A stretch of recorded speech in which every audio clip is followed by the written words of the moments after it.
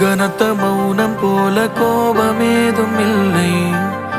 உடைந்த அழுகை போல ஞானம் ஒன்று இல்லை,